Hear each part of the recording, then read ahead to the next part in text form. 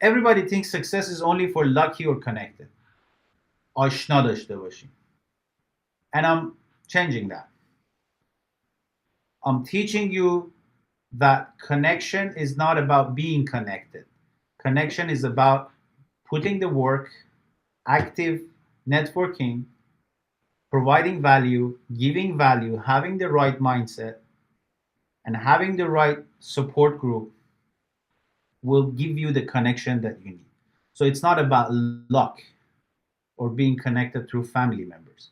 It's about putting the work. This is the perception that 99% of people have, especially Middle Easterns who immigrate, because they are used to a culture of being connected. But North America is totally different. Nobody was hand given opportunities here. Everybody immigrated to become successful, to work hard, to work their way up, and that's how it is.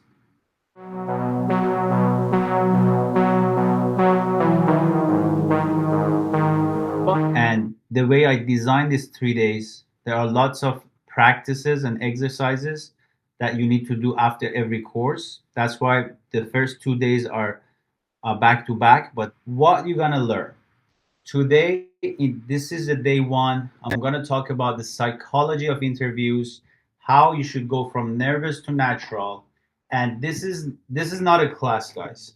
This is the start of a journey, similar to the other courses that you took from me, and it trans it changed the way that you think. This is exactly the same. So from after these 3 days, you will walk away thinking differently about life in general, about how to, because I talk about critical thinking, guys. I don't know how many of you are familiar with critical thinking, but we'll get to that. Critical thinking is the most important skill that you can ever learn. And that's why people needs to take GMAT to go to MBAs. That, like, I think all those people who come out of MBA program, the only skills that they have that others don't is the critical thinking. And the critical thinking is one of the most important requirement of the GMAT test. I've done the GMAT, and I think I was a changed person after doing GMAT, because before GMAT I didn't know critical thinking. After GMAT I learned critical thinking, and that critical thinking is everything. So we're going to talk about that too. Let's jump back to the real problem. What is the why most people fail interviews? Because they prepare answers, not energy. It's funny. Last night, I tried to surprise one of our members. He kept messaging me for a few days, and he had an interview today this morning. So I decided to, because I cannot respond to everybody's messages on DM, and I decided to surprise him. So you guys put your phone number when you enter the community. So I had his phone number. I started calling him, and he was surprised. You can go watch the video. But what I realized, he had memorized some answers. When I tested him, he couldn't even speak properly about his jobs, about his tasks on the current job that he claimed to have. So the first thing that you need to learn, you don't prepare answer, you prepare energy. It's the energy that you take with you. It's not about answering wrong or right. It's about the energy that you create. Imagine you're having a date. It's exactly the same thing. You want your energy. If you guys get stressed in any situation, you will mess that up. Be it an interview, be it on a date, be it visiting a family member on a Thanksgiving, wherever you go. If you're stressed, you mess up that situation. So the first thing is that you need to learn to have your energy up. I'll teach you a little trick. Before interview, outside the office, do some push-ups. Find a quiet space, do some push-ups. Push-up will bring up your energy. Okay, so in any situation, we do it in the sales meetings. Like, as I told you, I've been doing sales a lot on I'm making deals a lot. I love that. And like before any sales meeting, we do push-ups because it brings up the energy.